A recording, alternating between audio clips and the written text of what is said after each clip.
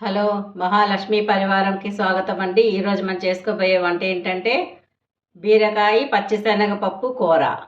ముందుగా తాలింపు పెట్టుకోవాలండి. వేరుశనగ నూనె వేసుకోవాలి కూరలకి. ఎప్పుడు పచ్చిశనగపప్పు, మినపప్పు, ఆవాలు, జీలకర్ర మంచిగా వేగాలండి పప్పులు ఎప్పుడు కూడా.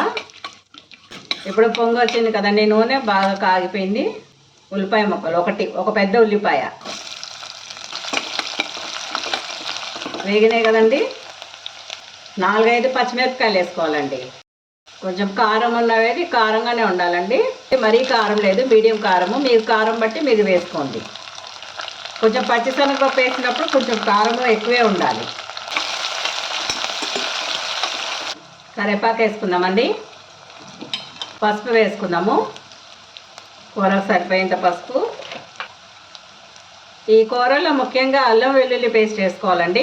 1 స్పూను సరిపోతుందండి, ఎక్కువ వద్దు, లైట్గా వేసుకుంటే సరిపోతుంది. అరకిలో బీరకాయ ముక్కలకండి నేను చెప్పేది. అల్లం వెల్లుల్లి పేస్ట్ కూడా వేగిపోయింది కదండి. ఇప్పుడు బీరకాయ ముక్కలు వేసుకుందాం. చేదు చూసుకోవాలండి కోసేటప్పుడు. కొన్ని బీరకాయ ముక్కలు చేదు ఉంటాయి, తెలుసు కదండి అందరికీ. తెలియని వాళ్ళ గురించి చెప్తున్నానండి. మంచిదైతేనే వేసుకోవాలి, చేదు ఉన్నది పడేసేయాలి, కూర అంతా చెడిపోతుందండి చేదు ఉంటే. కూరకి తగినంత ఉప్పు అండి, 1 స్పూను. తక్కువ వేసుకోండి, బీరకాయలో ఎక్కువ పట్టదు ఉప్పు. ముందు ఎప్పుడైనా తక్కువ వేసుకుని సరిపోతే వేసుకోవచ్చు, ఎక్కువ మాత్రం వేసుకోకూడదండి. ఎక్కువ వేసుకుంటే అసలు మనం తినలేము కూరని. మూత పెట్టుకుందామండి. ఒక 5 నిమిషాలు మగ్గాలి మంచిగా బీరకాయ ముక్కలన్నీ. చూద్దామండి. 5 నిమిషాలు అయిపోయింది కదా, మంచిగా వాటర్ అన్నీ వచ్చేసాయి. మనం ప్రత్యేకంగా వాటర్ ఏమీ వేసుకోవాల్సిన అవసరం లేదండి, బీరకాయలోనే వాటర్ వచ్చేస్తాయి కదా. ఇప్పుడు మనకి దీంట్లో వేసుకోవాల్సినవన్నీ వేసుకుందాం. ఇప్పుడు ఉడకపెట్టుకున్నాం కదండి పచ్చిశనగపప్పుతో కూర అని చెప్పాను కదా. ఇది ఉడకపెట్టుకున్న 2 విజిల్స్ వచ్చి, మీకు ఫ్యామిలీ మెంబర్స్ మీరు తీసుకున్న బీరకాయలను బట్టి వేసుకోండి. నేనైతే ఒక గుప్పెడు వేసుకున్నానండి. మరీ ఎక్కువ వేసుకోవద్దండి, కొంచెం ఉంటేనే బాగుంటుంది. ఉడికించుకున్న పచ్చిశనగపప్పు మనం వడలకి వేసుకుంటాం కదండి, పచ్చిశనగపప్పు అదే అన్నమాట.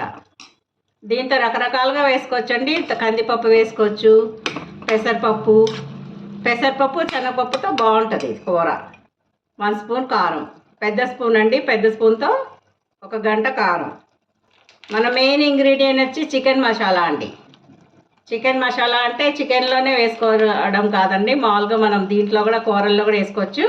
ఇది నాన్ వెజ్ కింద లెక్కేం రాదు, ఉట్టి మసాలా కాబట్టి మనం ఏ కూరల్లోనే వాడుకోవచ్చు. 1 స్పూన్ అండి. కలుపుకుందామండి బాగా. ఈ ఉప్పు కారాలన్నీ పట్టాలి కదా మనం కూరకి, ఈ శనగపప్పుకి కూరకి మొత్తము కారం వేసినాక మసాలాలు పట్టాలి కాబట్టి ఒక 5 నిమిషాలు ఉడికించుకుందాం ఈ బీరకాయ నీళ్ళల్లోనే. దీంట్లో చికెన్ మసాలా కానీ గరం మసాలా కానీ వేసుకోవచ్చండి, అది మీ ఇష్టము. నేనేమో చికెన్ మసాలా వేస్తాను. గరం మసాలా కానీ చికెన్ మసాలా కానీ ఏదైనా ఒకటి. 5 నిమిషాలు మూత పెట్టుకుందాం. చూద్దామండి ఎంతవరకు వచ్చిందో. చూడండి మంచిగా ఇట్లా బుడుగులు వచ్చినాయి కదా, అంటే కూర అంతా ఉడికిపోయింది, ఇంకా అయిపోయినట్టు లెక్క అనమాట. ఇప్పుడు మనము కొత్తిమీర వేసుకుందాం, లాస్ట్ అండ్ ఫైనల్. చాలా బాగుంటుందండి, మామూలుగా అన్నంలోకి, రోటీల్లోకి, బగారా రైస్లోకి చాలా అంటే చాలా బాగుంటుంది. బీరకాయ ఇష్టం ఉన్న వాళ్ళకి పండగేనండి ఈ కూర. ఒకసారి చేసి చూడండి మీరు కూడా, మీకు నచ్చితే మీరు చేసుకోవచ్చు. నా స్టైల్లో నేను చూపించాను. చాలా రకాలుగా చేసుకుంటారండి, బీరకాయ టమాటా వేసి రకరకాలుగా. ఇట్లా బీరకాయ టమాటా లేకుండా పచ్చిశనగపప్పుతో కొత్తిమీర, కరివేపాకు, అల్లం వెల్లుల్లి పేస్టు, గరం మసాలా కానీ చికెన్ మసాలా కానీ ఏదైనా వేసుకోవచ్చండి. ఇలా సింపుల్గా ఇలా చాలా రుచికరంగా మనం ఉన్న కూరగాయలతోనే చాలా ఇదిగా చేసుకోవచ్చండి. పచ్చిశనగపప్పు బీరకాయ కర్రీ రెడీ అయిపోయిందండి. దాదాపు చికెన్ టేస్ట్లోనే అంత దానికి ధీటుగా ఉంటుందండి. దీంట్లో ప్రోటీన్ కూడా ఉంది కదండి, మంచి బలమైన ఆహారము పిల్లలకి. మనం ఒట్టి కూరగాయతో పాటు ప్రోటీన్ కూడా పెట్టినట్టు అవుతుంది అనమాట. ఓకేనండి, మీరు కూడా ఇలా చేసుకుని ఆనందించండి. మీకు కనుక ఈ రెసిపీ నచ్చినట్టయితే లైక్, షేర్ అండ్ సబ్స్క్రైబ్ అండి. ఉంటానండి, మరో వంటతో కలుద్దాం.